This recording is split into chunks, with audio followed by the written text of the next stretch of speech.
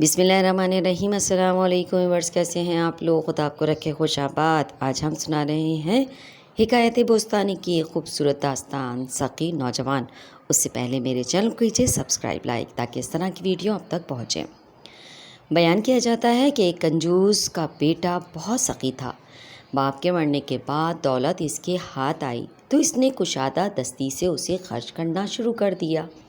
کوئی سوالی اس کے در سے خالی ہاتھ نہ لوٹتا تھا اور کسی ضرورت مند کو مایوسی کا سامنا نہیں کرنا پڑتا تھا۔ اسے ایسی شاہ خرچی کرتے دیکھا تو ایک خیر خواہ نے سمجھایا کہ مال خرچ کرنے کے سلسلے میں تو نے جو طریقہ اختیار کیا وہ نامناسب ہے۔ جو سال 6 مہینے کی محنت سے آراستہ پیسہ ہے، اسے ایک دن میں لٹا دینا نادانی ہے۔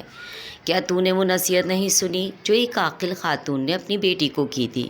اس نے کہا تھا، بیٹی، جو کچھ تجھے اس آسودگی میں حاصل ہے، اس میں سختی کے دنوں کے لیے کچھ بچا کر رکھ۔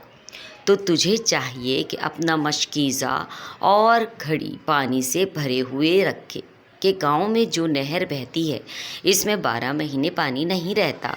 برخودار، تو نے اپنی سخاوت سے فقیروں کو تونگر نہیں کر سکتا، البتہ یہ خدشہ ضرور ہے کہ تو خود مفلس ہو جائے۔ اس نوجوان نے یہ بات سنی تو خفا ہو کر بولا، اے نادان، جس دولت کو محفوظ رکھنے کے لیے تو مجھے نصیحت کر رہا ہے، اس کے بارے میں میرے باپ نے مجھے بتایا تھا کہ اس نے یہ اپنے باپ سے حاصل کی۔ ظاہر ہے انہوں نے یہ مال جوڑ جوڑ کر جمع کیا تھا، لیکن بالآخر اسے دوسروں کے لیے چھوڑ گئے۔ بالکل یہی معاملہ میرے ساتھ آئے گا۔ میں بھی اپنے بچوں کے حوالے کر جاؤں گا، اور جب حقیقی صورتحال یہی ہے تو کیوں نہ اسے آج ہی مستحق لوگوں میں خرچ کر دیا جائے۔ ایسا کرنے سے فائدہ ضرور ہوگا کہ عاقبت میں مجھے اس کا اجر ملے گا۔ بچا کر رکھنے میں تو حسرت کے سوا کچھ حاصل نہیں ہوتا، اور نہ ہی اس سے میرے ہاتھ کچھ آئے گا۔